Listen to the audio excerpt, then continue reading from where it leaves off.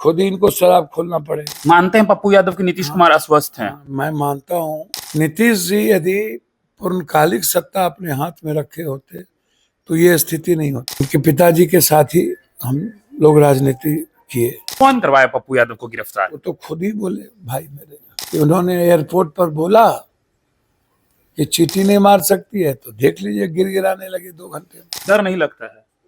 भैया पूरा डर लगता है। दिल्ली जाइए तो नेहरू से इंदिरा और राहुल गांधी नहीं बख्शे जाते। किस जाति को टारगेट किया जा रहा है? यहाँ आइए तो लालू पप्पू यादव को आप गाली देते रहते हैं। ओरमा ग्रुप, जो सोचता है वो करता है। आपके अपने सपनों का आशियाना।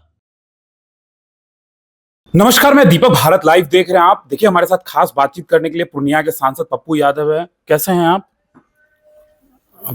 हम तो खराब रहते नहीं हैं। सिक्योरिटी हटा ली गई है आपकी। अच्छी बात है।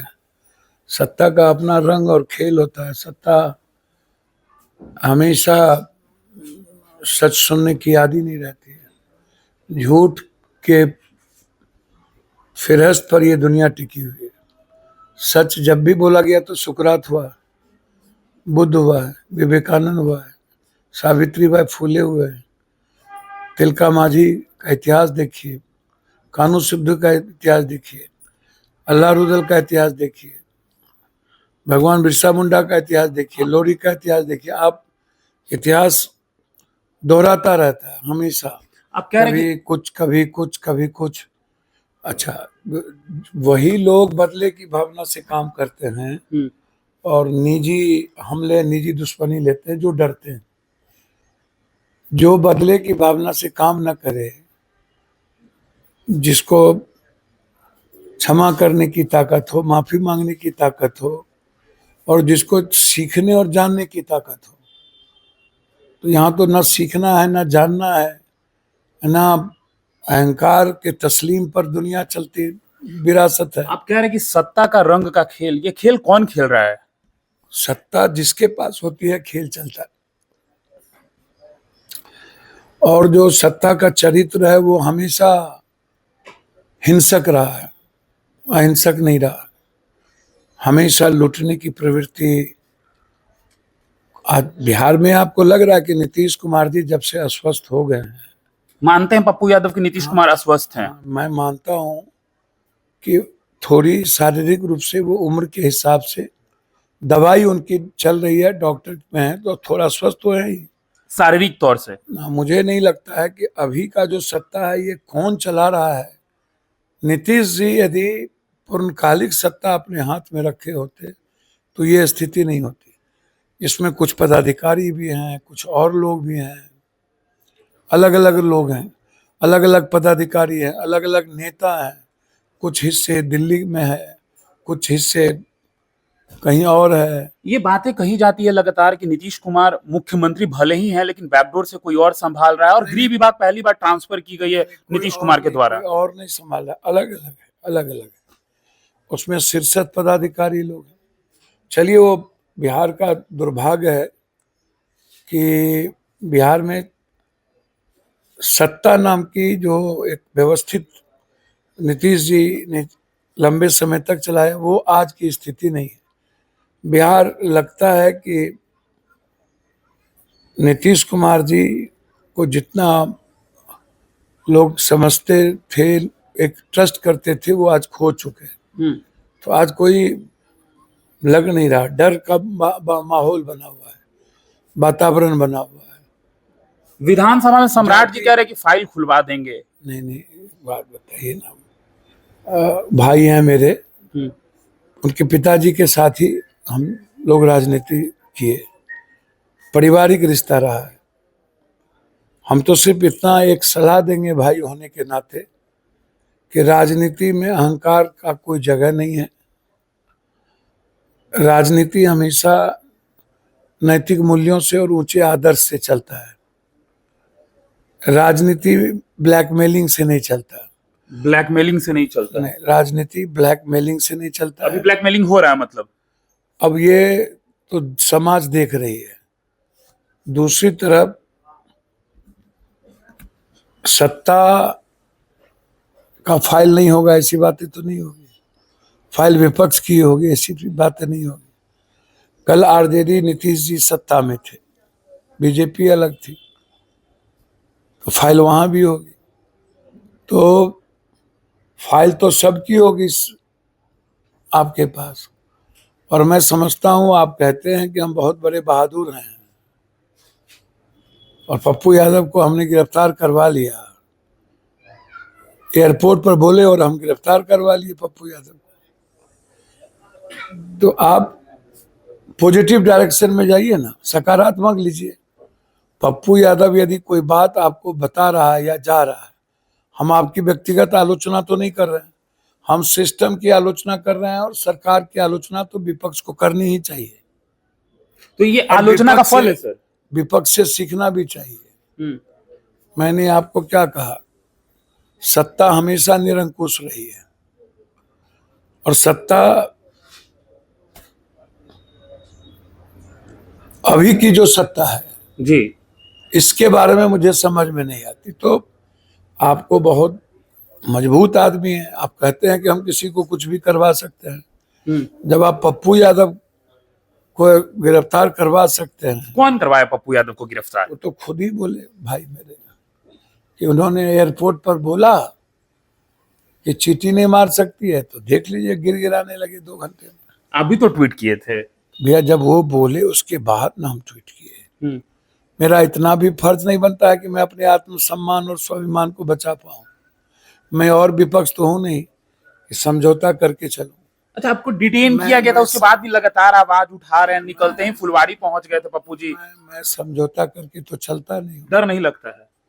भैया, पूरा डर लगता है। डर लगने लगा है पप्पू यादव को? काहे डर नहीं लगेगा, सच्चाई बोलने से डर नहीं लगता है। लेकिन जो परिस्थितियां हैं बिहार की, इसमें मैं समाज को सबसे बड़ा दोषी मानता हूं। समाज बिहार को इस गति पे, दुर्गति पे लाने में समाज की भूमिका सबसे ज्यादा है। 1 साल से आप एक जाति को टारगेट कर रहे हैं, एक नेता। दिल्ली जाइए तो नेहरू से इंदिरा, राहुल गांधी नहीं बख्शे जाते। किस जाति को टारगेट किया जा रहा है? यहाँ आइए तो लालू पप्पू यादव को आप गाली देते रहते हैं। तो आप उसके बाद क्रिमिनल तो किसी जाति का कोई रंग और कोई कपड़ा तो है नहीं। क्रिमिनल तो क्रिमिनल है, क्रिमिनल किसी का जाति, आप उठाइए और खत्म करिए। मैं तो कह रहा हूं आपको। अच्छा, जो इर्द गिर्द जिसके बदौलत आप सत्ता चला रहे हैं, तो उसका रंग और उसका चरित्र देखिए। लगभग बालू, शराब और जमीन माफिया में जो लोग काम कर रहे हैं, तो हम तो चाहेंगे हमारे भाई को कि इन माफियाओं को पहले खत्म करिए। विजय सिन्हा तो जनता दरबार लगा रहे हैं सर। विजय बाबू अच्छा काम कर रहे हैं। सम्राट चौधरी? अब वो उसके बारे में तो आपने देख ही लिया। वो तो कह रहे हैं कि फाइल है, तो हम चाहेंगे कि उस फाइल वो किसी का व्यक्तिगत फाइल नहीं होता है, जनता का फाइल है। जनता वोट देती है, तो जनता को अधिकार है उस फाइल के बारे में जानने का। तो आप बहुत बहादुर हैं, तो अविलंब उस फाइल पर कार्रवाई कीजिए।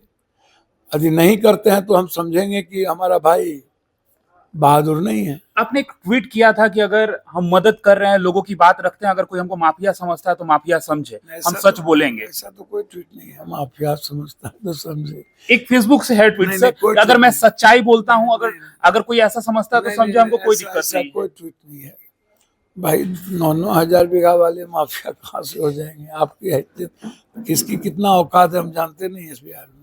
सबकी जानते हैं औकात पप्पू यादव। जी जी, सबकी। जो आदमी लूटता है उसकी औकात तो हम जानते ही हैं। जो आदमी माल लूटता है तो उसकी हैसियत तो हम जानते ही हैं। और जो आदमी दुनिया में बांटता है उसको भी, उसका पता तो हमको है ही। तो विधानसभा सत्र चल रहा है, आप देख रहे होंगे विधानसभा सत्र में क्या लोगों की आवाज उठाई जा रही है विधानसभा सत्र में पप्पू जी? मैंने तो कल भी कहा है कि मुद्दों पर तो बहस ही नहीं, वहाँ कंप्लीट कंप्रोमाइज है। सत्ता पक्ष विपक्ष लगता ही नहीं कि सामने में एकदम खुला सांड की तरह जो मन आता है बोलता है। विपक्ष बिल्कुल मौन बैठी रहती है और टाइम पास कर रही है। हाँ, ठिठी हिटलोरा, मतलब समझिए कि लग रहा है कि यहाँ हम लोग किसी शादी विवाह में या किसी गांव समाज के मजलिस में बैठे हुए, इस तरह की बात होती है। मुद्दों पर बात नहीं। 2 भाई की बात, हत्या हो गई, सुपौल में बच्ची का बलात्कार हो गया, अन्य जगह 4 साल की बच्ची का बलात्कार हुआ, 100 बच्ची लगातार गायब हो जाती है, किडनी निकाल लिए जाते हैं, बलात्कार की घटना बढ़ गई, हत्याएं डेली बढ़ गई है।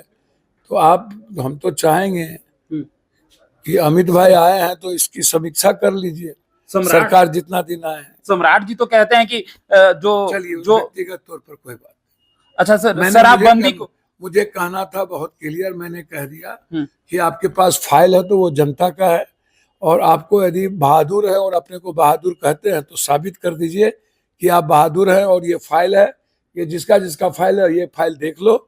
ब्लैकमेलिंग नहीं होनी चाहिए, जो है तो सामने करो। हाँ, कार्रवाई करिए। शराबबंदी को पप्पू यादव कैसे देखते हैं? नहीं भैया, अब सरकार के पास तो पैसा है नहीं, खुद ही इनको शराब खोलना पड़ेगा। शराब खोलना पड़ेगा भैया, ये तनख्वाह देने के लिए पैसा नहीं है इसके पास, तो क्या करेगा ये, मजबूरी में खोल देगा ये, खुलेगा मतलब शराब लगता है, और फिर सत्ता के सारे लोगों को दे देगा लूटने के लिए। मतलब फिर खुलेगा, फिर इसका कारोबार चालू हो जाएगा। बिल्कुल बिल्कुल। अच्छा, आपका दिल धड़कता है सर कांग्रेस के लिए? ये बातें लगातार कहीं जाती हैं। ये सब बात छोड़िए, हमारा दिल सिर्फ गरीब के लिए धड़कता है। ये तो दुनिया जानती है कि पप्पू यादव का दिल गरीब के लिए धड़कता है। उसके अलावा कुछ नहीं धड़कता। आप जाके कुर्सेला में 300 गरीब, राम, दुनिया, चंदवंशी, जसवाल, चौधरी, शाह, कलवार, मंगवार, पासवान, राम, अंसारी का सारा दुकान जल गया, जाके दे आते। पप्पू यादव को नहीं जाना पड़ता। कांग्रेस को मजबूत करने के लिए पप्पू यादव क्या कर रहे हैं बिहार में? भैया, आपको वर्क कर ही रहे, सब जगह घर घर जहाँ घटना घट रही है, हवा के पहले, एम्बुलेंस से पहले जा रहे हैं। तो जो दायित्व है पार्टी का और एक वर्कर का, वो मैं निभाता हूँ, निभा रहे हैं। बिल्कुल बिल्कुल। तो देखिए, हमारे साथ खास बातचीत करने के लिए पप्पू यादव थे। साफ तौर पे इनका कहना है कि न डरे थे न डरेंगे, और जैसे काम कर रहे हैं लगातार करेंगे। और विधानसभा में जिस तरीके की बातें हो रही हैं उस पर इनका कहना है कि लोगों के मुद्दे जो है वो विधानसभा में बिल्कुल उठाए नहीं जा रहे हैं, और अगर कोई नाम लेके फाइल को बोल रहा है तो उससे अच्छा है कि जो फाइल में नाम है आप सामने रखिए और जो सीधी बात है वो करिए। फिलहाल इस खबर में इतना ही। बने रहिए भारत लाइव के साथ। धन्यवाद। आपके सपनों को हमने सजाया है, ई होम्स पैनोरमा को हमने बनाया है। ई होम्स मेरा एक सपना था जिसपे मैं पिछले 4 साल से काम कर रहा था। हमने जो बनाया है वो सबने है माना। ई होम्स पैनोरमा में हो आपका भी आशियाना। और फाइनली हमने 2021 में इस प्रोजेक्ट को लॉन्च किया। बहुत लोग अप्रिशिएट कर रहे हैं कि पूर्णिया जैसे शहर में, बिहार के, एक तो बिहार की बात करें उसमें भी पूर्णिया जैसे छोटे जगह में इस तरह का लाइफस्टाइल देना, ये सुन के हम लोगों को बहुत अच्छा लगता है। ई होम्स में हमने कुछ और भी किया है, जैसे हम जिस जगह में रह रहे हैं हमारे फैमिली सिक्योर हो, उनको सिक्योरिटी का ध्यान में रखा है। आपकी सुविधा और सुरक्षा आपके लिए खास है, ये आपका विश्वास है। इसमें आर्टिफिशियल इंटेलिजेंस का 7 लेयर सिक्योरिटी का हमने इस्तेमाल किया है। लस ग्रीन कैंपस को बनाया है। यदि हमारा बाउंड्री वाल है तो वो वर्टिकल गार्डन है। ये जितनी भी फैसिलिटी होता है एक इंटरनेशनल टाउनशिप में ई होम्स है, ये हम लोग विश्वास नहीं कर पा रहे हैं। जो भी हमारे मित्र, दोस्त या जो भी हमारे बाहर के बाहर आते हैं तो हम लोग को बहुत अच्छा सुनने को मिलता है और बहुत अच्छा क्रेडिट मिल रहा है। वो सारा हमने सिर्फ एक बिल्डिंग नहीं बनाया, हमें एक बहुत अच्छा लाइफस्टाइल दिया ई होम्स में, और मेरा एक सपना था जिसको मैं आज फुलफिल होते हुए देख पा रहा हूँ। ये आपका आवास है। ई होम्स पैनोरमा में अब आपका निवास है। E homes panorama, luxurious lifestyle redefined. Panorama group, जो सोचता है वो करता है। अगर ये वीडियो पसंद आई और वह बिहार के राजनीति और बिहारियत से सरोकार रखेनी तो सब्सक्राइब बटन दबा के चैनल के सब्सक्राइब कर ली। ओजे एगो घंटी बा, ओकरा बटन दबा देला से कुल सटीक और मारक खबर रुआ मुफ्त में मिल जाई। अगर रुआ पत्रकारिता के हमनी के नया प्रयोग में सहयोग कर चाहतानी तो ज्वाइन बटन दबा दी। पेटीएम नंबर नोट कर ली 9386 816 700।